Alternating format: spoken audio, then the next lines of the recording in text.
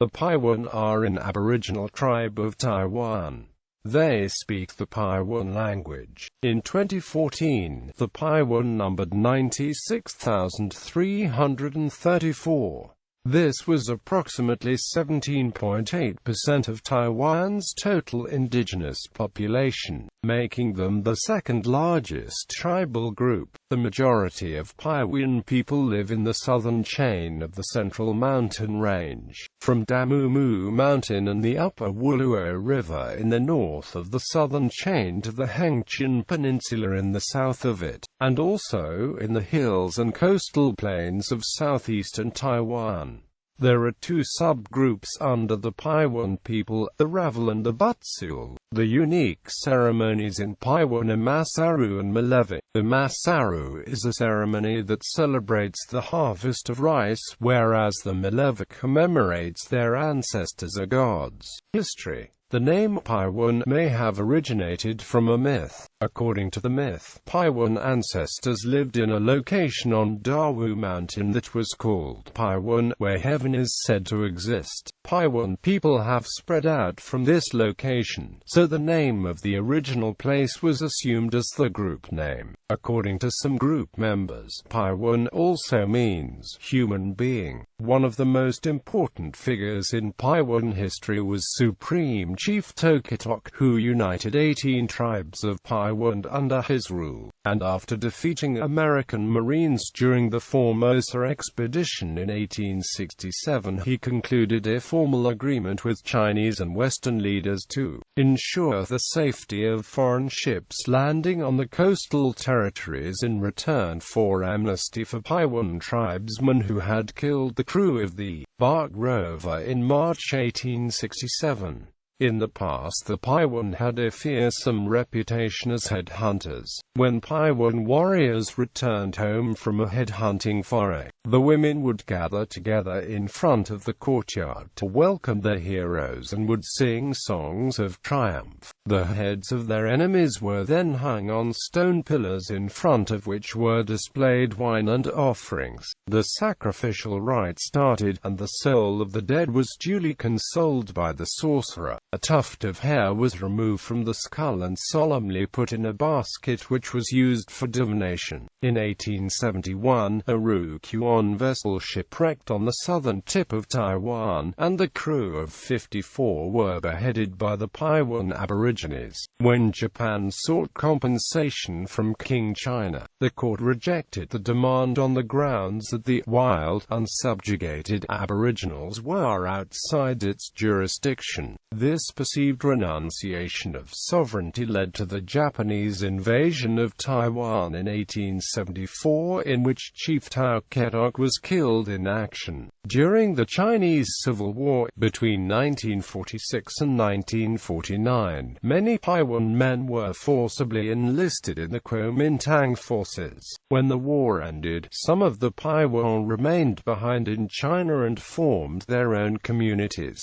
Tsai Ing-wen, elected as president of Taiwan in 2016, is one called a Paiwan via her grandmother. Customs. Unlike other tribes in Taiwan, Paiwan society is divided into classes with a hereditary aristocracy. The Paiwan are not allowed to marry outside the tribe. On the day of their 5-yearly rite, all marriage-seeking Paiwan men try to cut down as many trees as possible and offer the firewood thus procured to the family of the girl they want to woo. Tattooed hands are a tradition of both Paiwan and Rukai tribes. Noble women used to receive these tattoos as a rite of passage into adulthood. However, since the Japanese colonial era, the practice has been less common as it was discouraged and fined during that time. In the tradition, shamans would tattoo hands in different patterns for different personal backgrounds.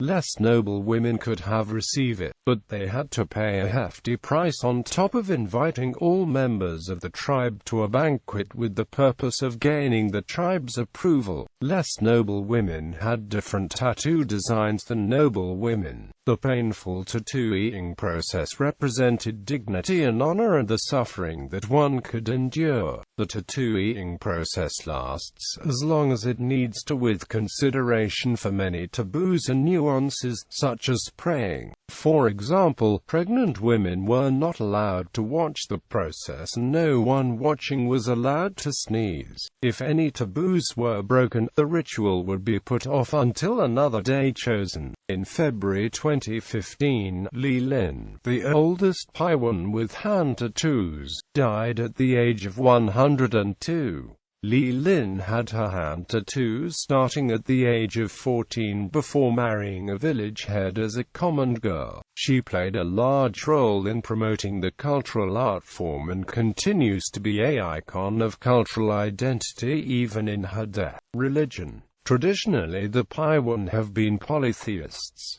The wooden carvings included images of human heads, snakes, deer, and geometric designs. In Taiwan, the Batal branch of the Paiwan tribe holds a major sacrifice, called Malevik, every 5 years to invite the spirits of their ancestors to come and bless them. Jamuljit is an activity in the Malevik in which the participants thrust bamboo poles into cane balls symbolizing human heads.